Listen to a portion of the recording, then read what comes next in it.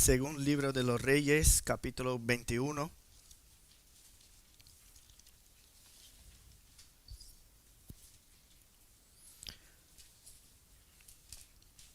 Vamos a ver la historia del rey llamado Manasés. Una parte de su historia. Vamos hasta el versículo 18. Dice así la palabra de Dios. De 12 años era Manasés cuando comenzó a reinar. Y reinó en Jerusalén 55 años. El nombre de su madre fue Epsiba. E hizo lo malo ante los ojos de Jehová, según las abominaciones de las naciones que Jehová había echado de delante de los hijos de Israel. Porque volvió a edificar los lugares altos que Ezequías su padre había derribado. Y levantó altares a Baal e hizo una imagen de Asera, como había hecho Acab, rey de Israel. Y adoró a todo el ejército de los cielos y rindió culto a aquellas cosas. Asimismo edificó altares en la casa de Jehová, de la cual Jehová había dicho: yo pondré mi nombre en Jerusalén. Y edificó altares para todo el ejército de los cielos en los dos atrios de la casa de Jehová. Y pasó a su hijo por fuego. Y se dio a observar los tiempos y fue agorero. Y instituyó encantadores y adivinos, multiplicando así el hacer lo malo ante los ojos de Jehová para provocarlo a ira. Y puso una imagen de Asera que él había hecho en la casa de la cual Jehová había dicho a David y a Salomón su hijo: yo pondré mi nombre para siempre en esta casa y en Jerusalén, a la cual escogí de todas las tribus de Israel. Y no volveré a hacer que el pie de Israel sea movido de la tierra que di a sus padres, con tal que guarden y hagan conforme a todas las cosas que yo les he mandado, y conforme a toda la ley que mi siervo Moisés les mandó. Mas ellos no escucharon. Y Manasés los indujo a que hiciesen más mal que las naciones que Jehová destruyó delante de los hijos de Israel. Habló pues Jehová por medio de sus siervos los profetas diciendo: por cuanto Manasés, rey de Judá, ha hecho estas abominaciones y ha hecho más mal que todo lo que hicieron los amorreos que fueron antes de él, y también ha hecho pecar a Judá con sus ídolos, por tanto, así ha dicho Jehová, el Dios de Israel: he aquí, yo traigo tal mal sobre Jerusalén y sobre Judá, que al que lo oyere le retiñirán ambos oídos. Y extenderé sobre Jerusalén el cordel de Samaria y la plomada de la casa de Acab. Y limpiaré a Jerusalén como se limpia un plato, que se friega y se vuelve boca abajo. Y desampararé el resto de mi heredad, y lo entregaré en manos de sus enemigos, y serán para presa y despojo de todos sus adversarios, por cuanto han hecho lo malo ante mis ojos, y me han provocado a ira, desde el día que sus padres salieron de Egipto hasta hoy. Fuera de esto, derramó Manasés mucha sangre inocente, en gran manera, hasta llenar a Jerusalén de extremo a extremo. Además de su pecado con que hizo pecar a Judá, para que hiciese lo malo ante los ojos de Jehová. Los demás hechos de Manasés y todo lo que hizo y el pecado que cometió, ¿no está todo escrito en el libro de las crónicas de los reyes de Judá?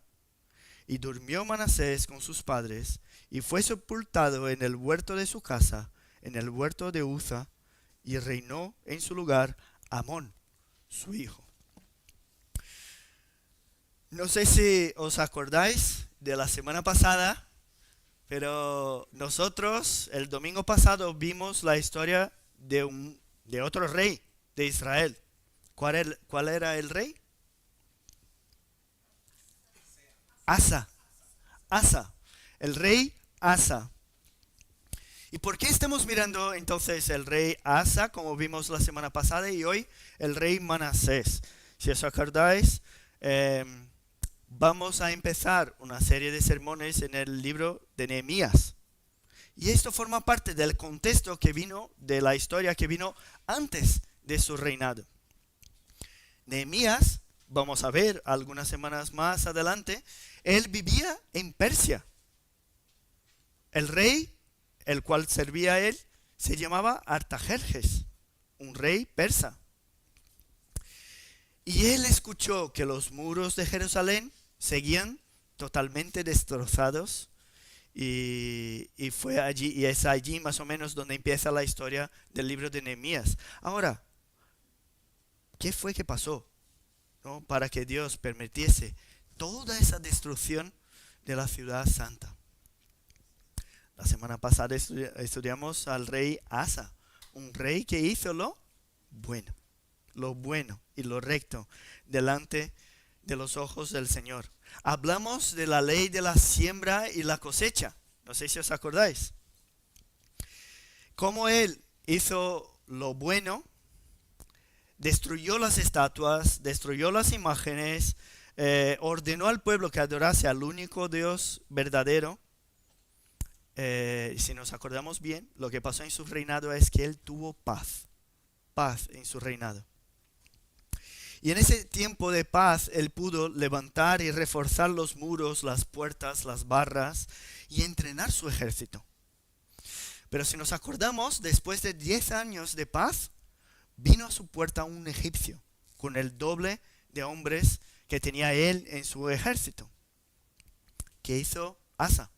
¿Se fió de sus muros, de sus puertas? No, oró a Dios, clamó a Dios, y Dios destruyó todo el ejército enemigo. Y allí hemos aprendido algo muy importante de la ley de la siembra y la cosecha. Cuando sembramos obediencia, la cosecha es gracia.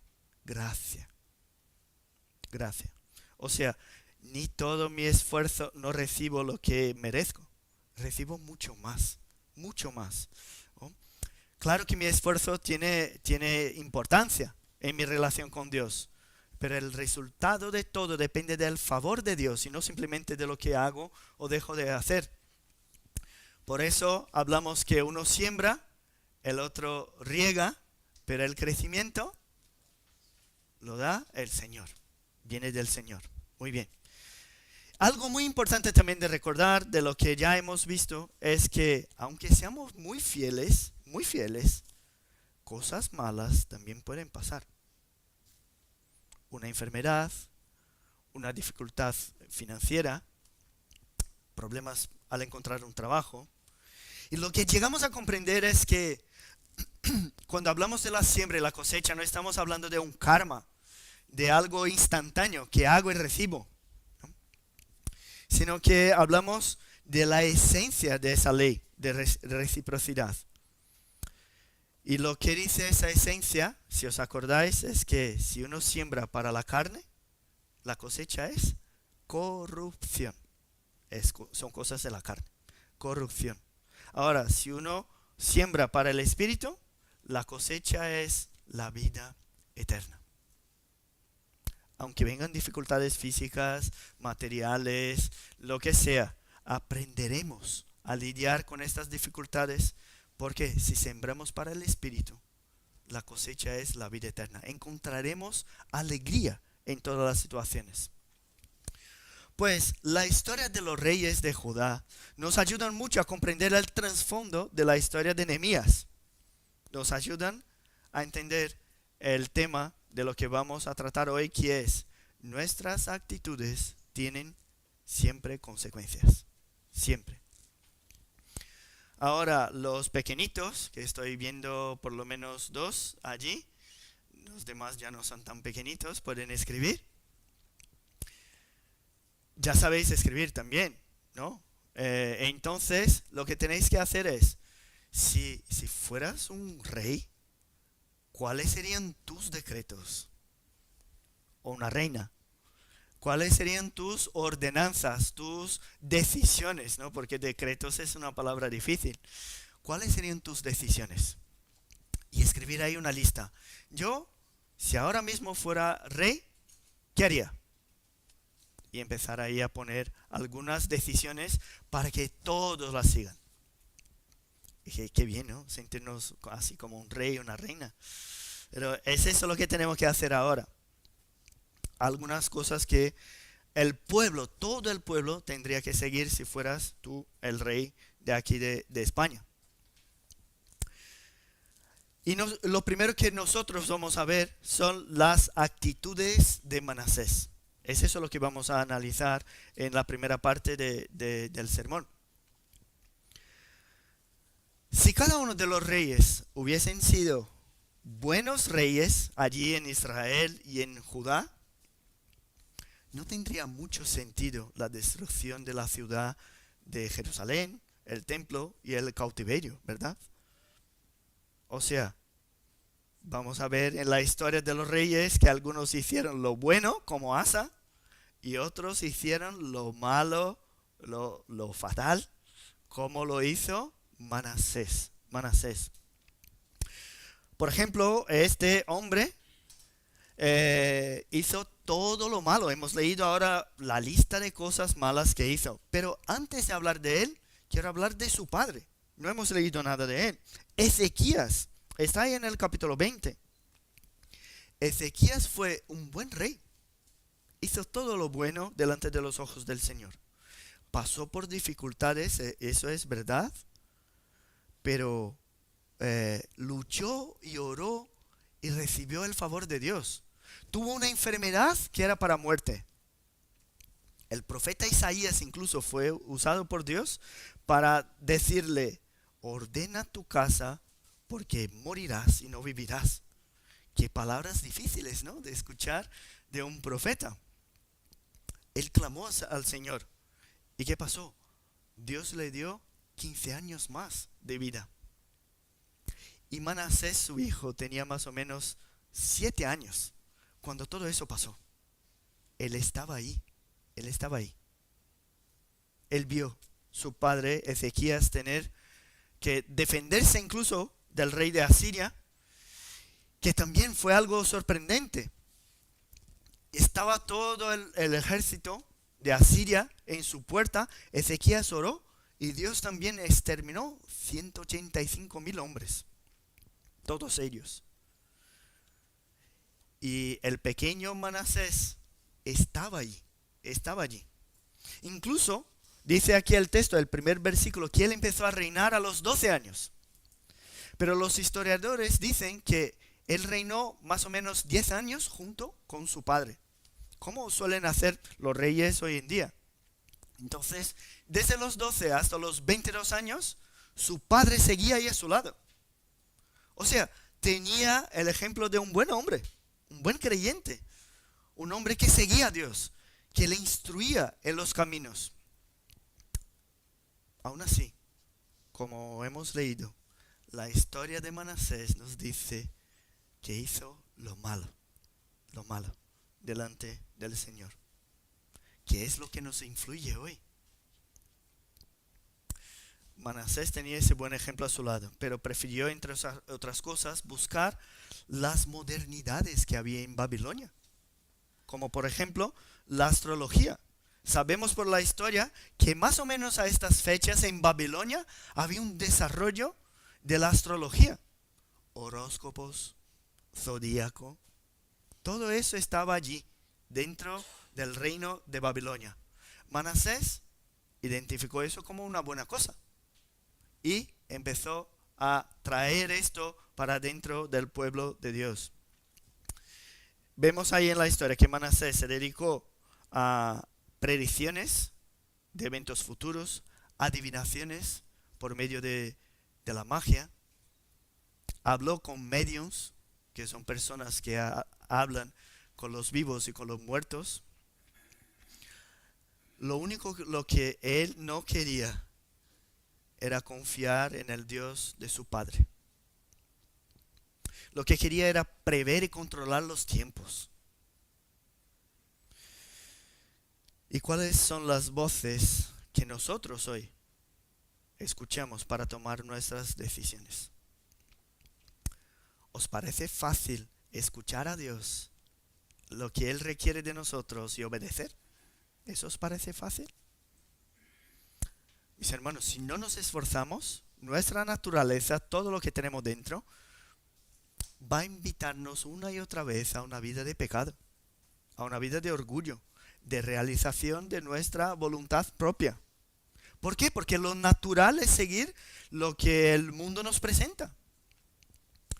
La naturaleza humana, carnal, ha nacido con nosotros. Y eso es lo que más sabemos hacer. Eso es lo que sale más natural. Ahora, para obedecer a Dios, hace falta un cambio completo. Cambio que las escrituras dicen, cambio de muerte a vida. Y cuando cambiamos, la nueva naturaleza ahora tiene que luchar en contra de aquella que ya tiene mucha experiencia. Incluso tiene mucho más apoyo de todo el mundo. Ella ya está ahí. Cuando recibimos esa vida en Cristo, ya estamos totalmente vestidos del viejo hombre, del hombre pecador, de todas las maldades que hay en el mundo. Y ahora el trabajo, como dice la carta del apóstol Pablo, es despojarnos de todo lo que ya tenemos. Dice ahí robo, mentiras, adulterio, borracheras, avaricia, idolatría. Eso ya está en nosotros. Lo que tenemos que hacer es despojarnos de nuestra naturaleza pecaminosa. Y nos despojamos de estas y nos vestimos de algo que viene de la plenitud del Espíritu. ¿Nos vestimos de qué? De la verdad. Nos vestimos del trabajo honesto. Si antes robábamos, ahora trabajamos y ayudamos a los demás. Nos vestimos de palabras de edificación. Nos vestimos de la misericordia unos para con otros, ¿no? Salimos del orgullo. Pero cada una de estas cosas son resultados de la vida nueva que tenemos en Cristo.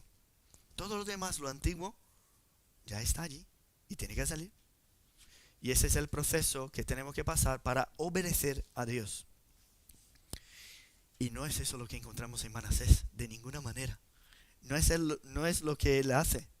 Su padre había hecho una reforma de todas las costumbres, la forma de adoración, las creencias del pueblo de Judá, pero él, Manasés, su hijo, actuó en contra de todo lo que su padre había hecho. No solamente actuaba conforme a las naciones que eran enemigas de Dios, que habían sido echadas delante de su pueblo, sino que indujo a todo el pueblo a que hiciesen más mal que las naciones enemigas. Ahí en el versículo 11, si estáis ahí con la Biblia abierta, incluso una comparación entre el pueblo de Dios y los amorreos, diciendo que Manasés hizo más mal que este pueblo que había peleado con el pueblo de Dios en el pasado. No sé si sabéis, pero los amorreos eran conocidos como un pueblo duro, malo, muy malo, que hacían todo lo que no debían hacer. Pues es así que Dios en su palabra describe al rey Manasés. Solamente entonces, mirando la historia de esa manera, es que podemos comprender que después de algunos años el pecado vino sobre ese pueblo. Dios tuvo que traer castigo a esta gente. No es porque todos han sido fieles, sino porque algunos han luchado y desobedecido una y otra vez al Señor. Si miramos ahí algunos detalles más de la vida de Manasés, vamos a ver que él llegó a romper el pacto que Dios tenía con su pueblo. Cuando edificó altares dentro del templo a Baal, hizo también ahí una imagen de acera. Rindió culto a todo el misticismo que traían de allí de Babilonia a las cosas del cielo. Dios había edificado un templo. Primero había separado un pueblo, guió este pueblo, conquistó una ciudad, construyó un templo. Ahora, Dios, después de haber puesto su nombre allí en esta ciudad y en este templo, vemos a Manasés rompiendo el pacto que Dios había hecho con su pueblo y llevando más dioses para dentro del templo. Ahora el Dios vivo y verdadero Jehová compartía espacio dentro del mismo templo con Acera y con Baal. El Dios vivo y verdadero era solo uno más de los dioses que había allí. Él no solamente rompió el pacto que Dios había hecho con su pueblo, con su padre, sino también el pacto que Dios había hecho con David y con Salomón.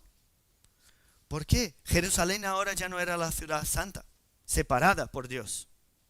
El templo ya no era el lugar donde Dios habitaba. Ahora había muchos altares.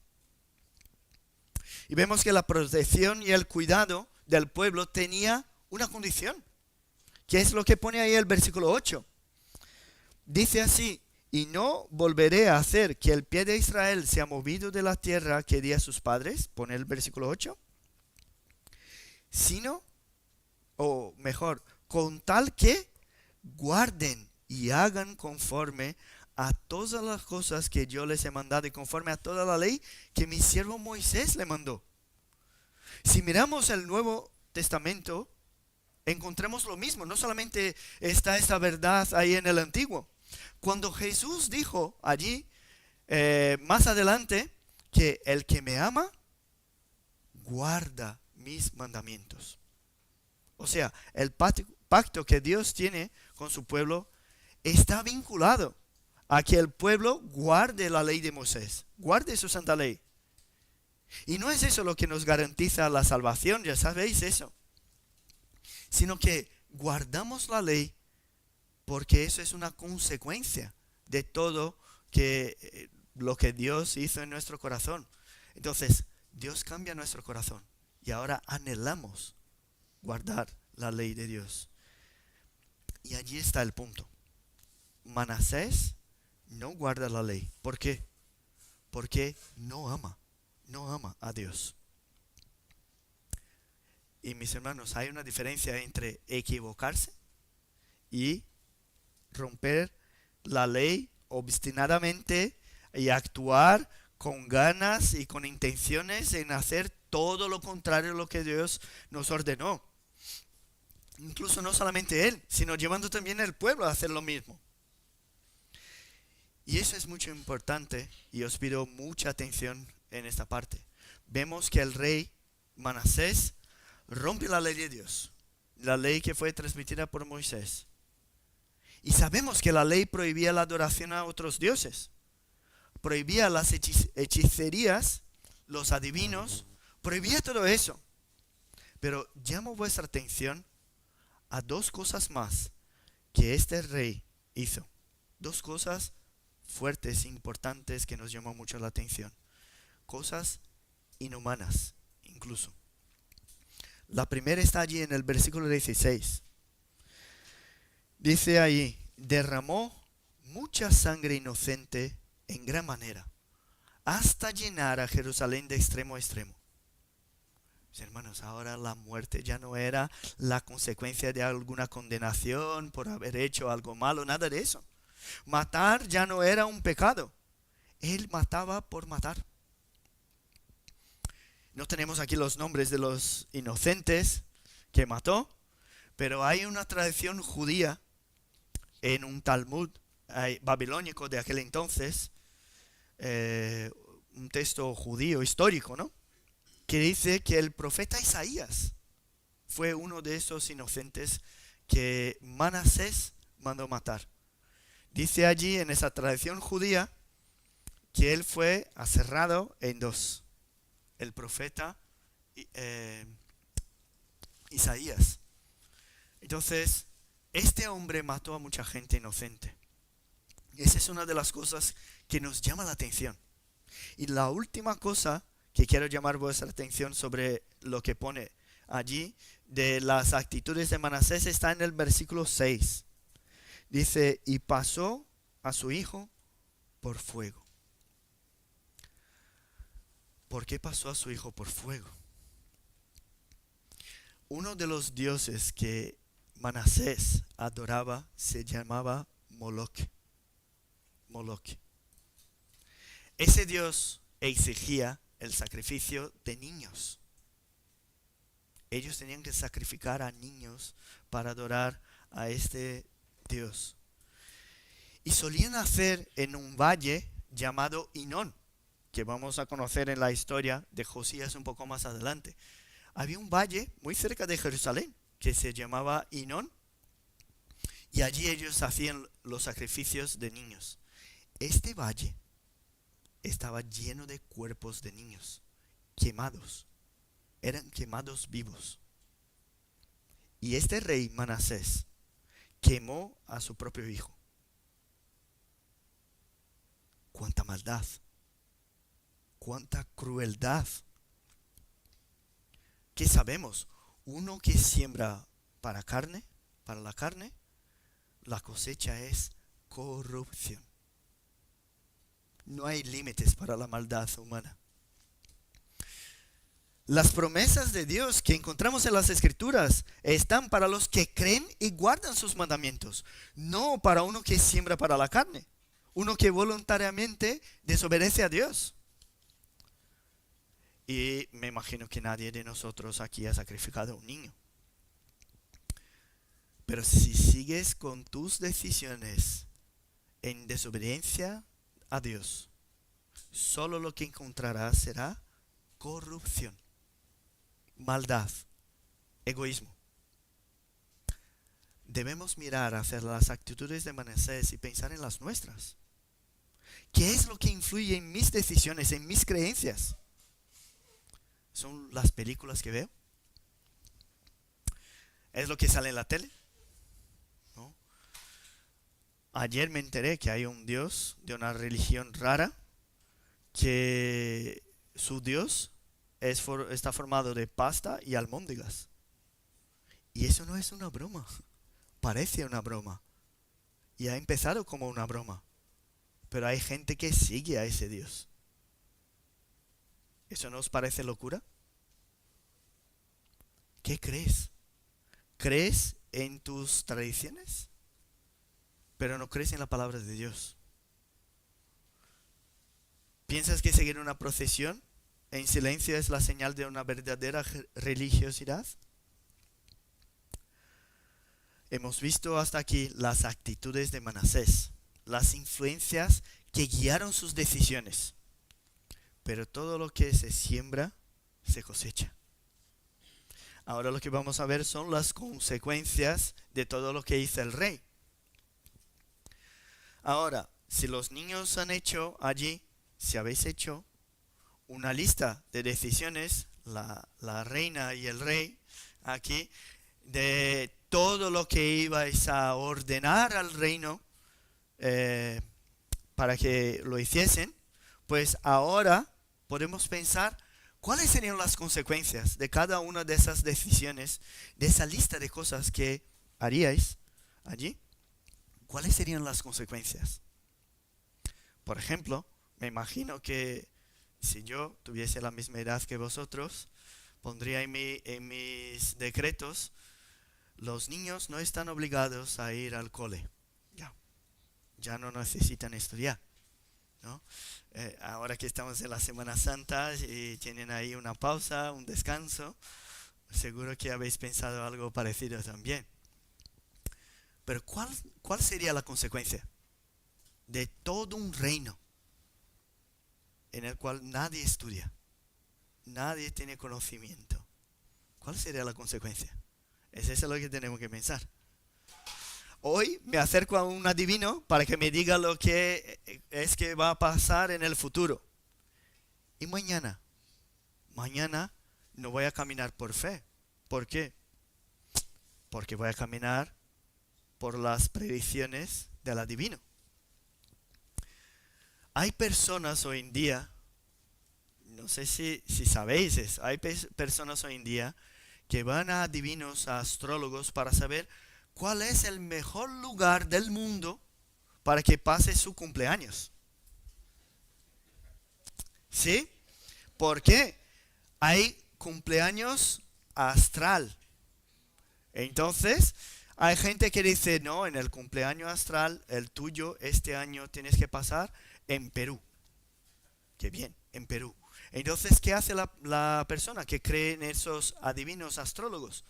Coge un avión hasta Perú, deja a su familia, no disfruta de su cumpleaños con su familia para pasar su cumpleaños astral en Perú.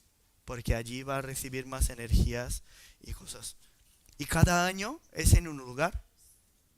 Y nos quedamos así, obedeciendo, ¿no? Hay gente que se queda así, obedeciendo a lo que los astrólogos dicen. Actuamos con indiferencia a lo que dice Dios en su palabra, porque muchas veces pensamos que Dios está en el cielo como un simple espectador de todos los acontecimientos. Mis hermanos, Dios no es aquel que creó todas las cosas y las entregó al azar. No. Es Él el que gobierna todo desde el cielo. Él que gobierna todo.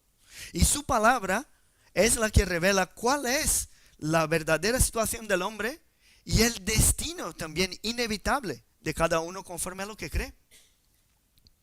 Dice ahí el versículo 10. Habló pues Jehová por medio de sus siervos los profetas. Esa es una expresión interesante. Aquí no sabemos exactamente cuáles fueron los profetas, pero seguramente encontramos las mismas palabras que leemos aquí en el libro del profeta Isaías, en Nahum, en Jeremías. Reconocer aquí el anuncio del castigo es algo muy importante para nosotros, porque todos aquí creemos en un Dios que es soberano, ¿verdad? Todos creemos en un Dios soberano.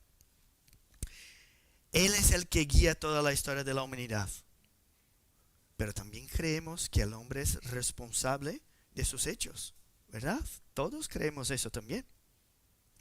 No adoramos a un Dios autoritario que hace y deshace conforme a su voluntad, sin que sus actitudes tengan un propósito. Eso es lo que tenemos que comprender. Me acuerdo ahora de una religión africana, Umbanda. No sé si ya habéis oído hablar. ¿Y qué hacen ellos? Ellos creen en seres espirituales, orishas. Y las personas pueden acercarse ahí a estos centros de Umbanda y pedirles a los orishas que hagan lo que quieran. O sea, yo doy mi ofrenda y el orisha hace lo que yo pido. Aunque sea una enfermedad a una persona, aunque sea que la persona pierda el trabajo, que tenga un problema en su matrimonio, da igual. ¿Por qué? Los orishas no tienen juicio de lo que es bueno o es malo. Es solo pedir y ellos te dan. Es lo que ellos creen, ¿no? Pero Dios no funciona de esa manera. Él hizo un pacto, hizo un acuerdo con el pueblo, y cada vez que se manifiesta en sus escrituras, en su palabra, expresa de manera más evidente todos los detalles de ese acuerdo que tiene con su pueblo. Sabemos que Él es inmutable en su ser. Qué maravilloso saber eso. Por eso podemos confiar en sus promesas. Si Él es omnisciente, entonces sus planes son mejores que los nuestros. Qué gozo reconocer eso. Por eso cuando nos equivocamos y Él nos corrige, no nos sentimos castigados, nos sentimos amados, corregidos, cuidados por Él. Y es curioso que las 4 veces que aparece en el libro de los Reyes la expresión sus siervos profetas, que aparece aquí en el versículo 10, en realidad es una demostración de que Dios quiere restaurar la comunión con su pueblo.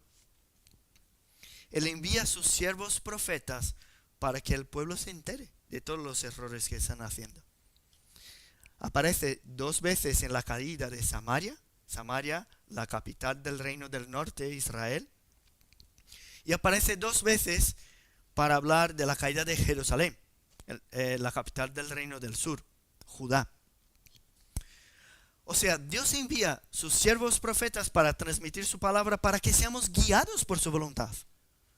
Cuando nos dice que nos arrepintamos de nuestros pecados, lo que eso revela es su santidad y su misericordia, las dos cosas. Sabemos que Dios es perdonador, ¿no?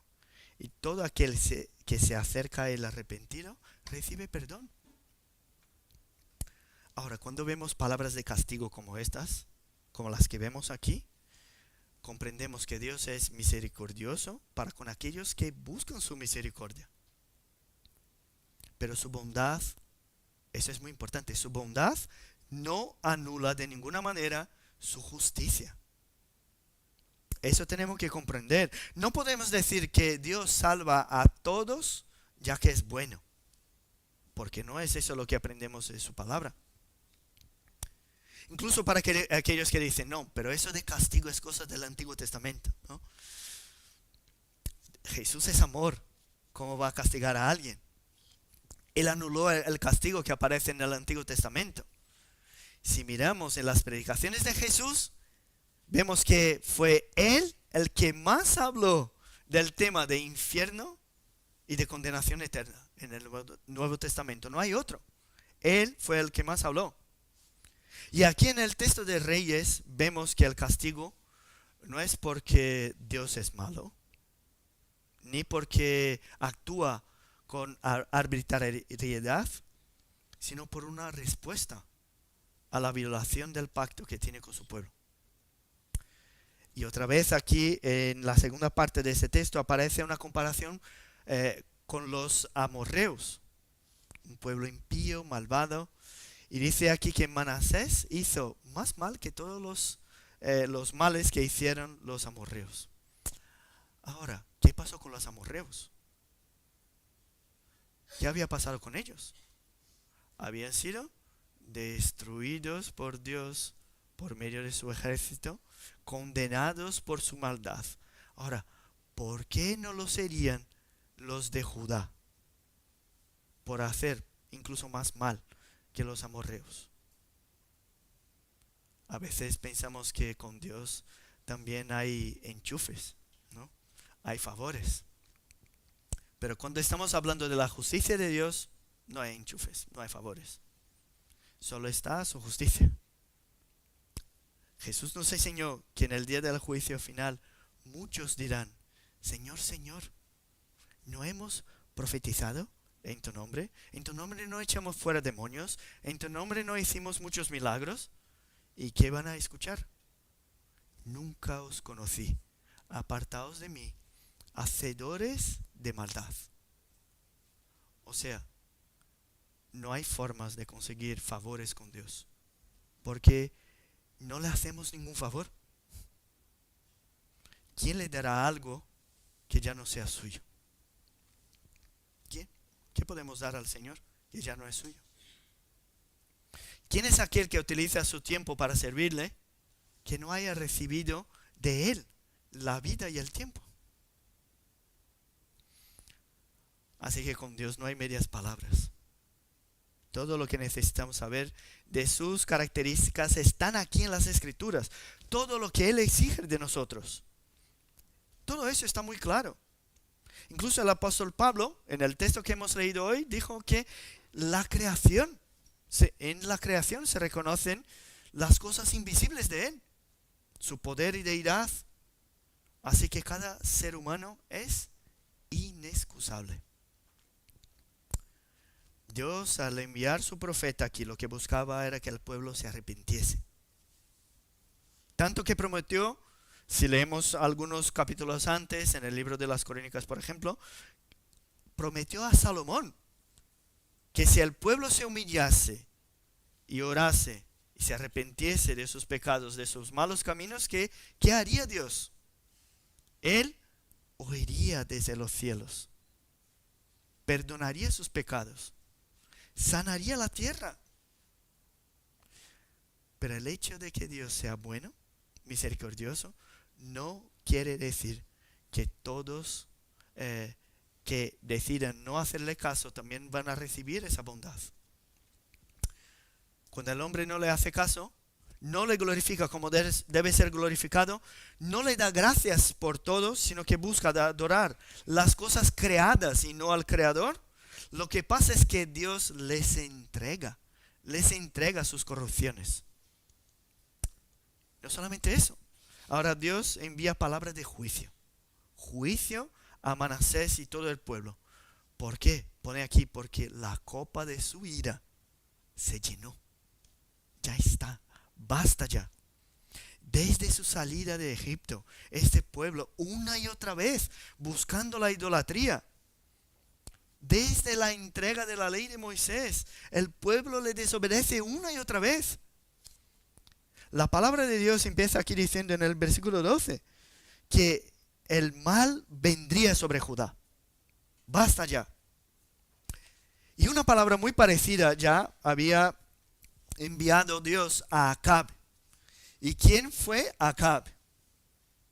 Acab fue el peor rey del reino del norte.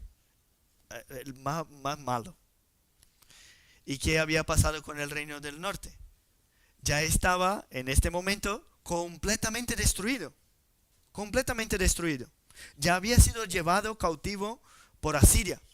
Y la destrucción ya había alcanzado todo el reino del norte por las mismas razones por las cuales Dios estaba exhortando ahora a Manasés. Incluso el versículo 13 dice que Dios ahora extendería el cordel de Samaria y la plomada de la casa de Acab. Ahora, ¿qué quiere decir eso? ¿Para qué sirve la plomada? ¿Qué Dios está diciendo a su pueblo? Con la misma medida y el mismo castigo que se utilizó allí para castigar y medir a Samaria, era esa la que se utilizaría también en Jerusalén. ¿Aviso más claro que eso? Vamos, imposible, imposible. Estaban avisados. Y si el castigo de Dios ya había asolado al reino del norte, ahora sería el turno del reino del sur. Como os he dicho, aquí no dice cuál era el profeta que decía esas palabras, pero vamos a abrir ahí en Jeremías, capítulo 19, solo para que veamos que el contexto está. Jeremías 19, versículo 3.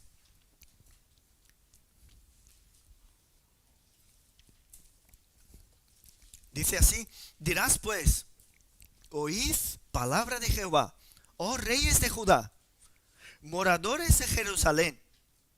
Así dice Jehová de los ejércitos, Dios de Israel: he aquí que yo traigo mal sobre este lugar, tal que a todo el que lo oyere le retiñirán los oídos. Muy parecido, ¿no? El texto con el que vimos ahí, hemos visto hace nada, aquí en el segundo libro de los Reyes. Y encontramos también en el libro del profeta Isaías textos hablando de ese castigo que se acercaba. Sería un castigo tan duro, que los que oyesen lo que iba a pasar allí se asustarían. Algo terrible iba a pasar. Y aquí llegamos en un punto muy importante de la respuesta de Dios, las consecuencias. Dice el versículo 13: y limpiaré a Jerusalén como se limpia un plato, que se friega y se vuelve boca abajo. O sea, aquí el tono de la destrucción, no es lo mismo, por ejemplo, que encontramos en Sodoma y Gomorra. No tiene nada que ver. Allí era una destrucción por castigo para que nunca más estuviesen allí las dos ciudades. Aquí no. Aquí toda la calamidad vendría para purificar el pueblo de Dios. Y eso es muy importante para que comprendamos la historia de Nehemías, que va a venir más adelante. Y claro, para que comprendamos nuestra propia historia. Nosotros. El castigo sería terrible, sí, pero su propósito era la purificación. Vamos a abrir allí en Isaías, capítulo 6, versículo 11. Isaías 6, 11, dice así: y yo dije, ¿hasta cuándo, Señor? Eso es Isaías recibiendo su vocación, su llamamiento, para predicar al pueblo, un pueblo duro de corazón, que no iba a oírle. Y él pregunta al Señor: ¿hasta cuándo, Señor? Y respondió él: hasta que las ciudades sean estén asoladas y sin morador, y no haya hombre en las casas, y la tierra esté hecha un desierto, hasta que Jehová haya echado lejos a los hombres, y multiplicado los lugares abandonados en medio de la tierra. Y se quedará, y si quedare aún en ella la 10ª parte, esta volverá a ser destruida. Pero como el roble y la encina, que al ser cortados aún queda el tronco, así será el tronco, la simiente santa, santa. Mis hermanos, el pueblo de Judá sería entregado en las manos de sus enemigos. Todo allí sería destruido, todo. Pero esa destrucción sería para que el brote, la simiente santa, naciese del tronco cortado. Y como es bonito pensar en la purificación del Señor de esa manera.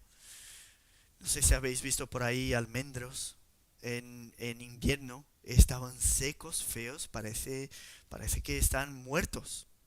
Pero de repente, en la primavera, empiezan a echar flores. Pero tantas flores, se quedan llenos de flores, luego frutos, y eso es tan bonito. Pues es eso lo que Dios está haciendo con su pueblo. No es una destrucción para nunca jamás. Lo está castigando para que sea purificado, para que de allí salga la simiente santa. Dios corta, quita cosas, limpia, da la vuelta, como dice el texto, para que vuelvan a ser todavía más bonito que antes. Un árbol sin salud puede ser grande por tener un montón de flores, de hojas, quiero decir. Pero si está enfermo, la cantidad de ramas, de troncos, incluso lo que hace es chupar más la energía, impedir que ella se quede sana.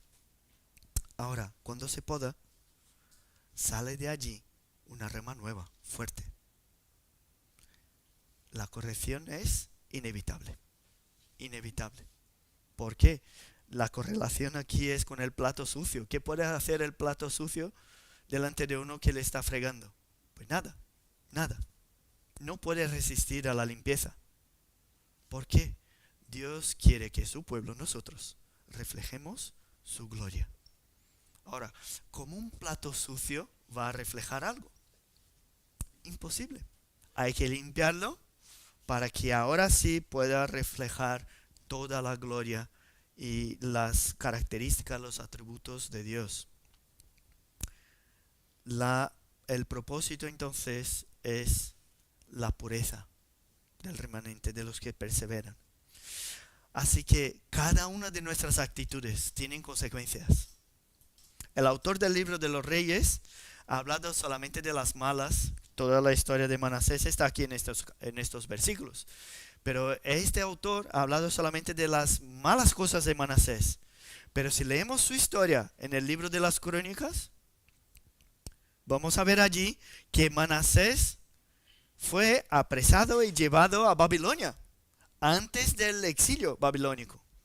Y allí, como un rey encarcelado en un pueblo enemigo, se arrepintió. Vaya, clamó a Dios.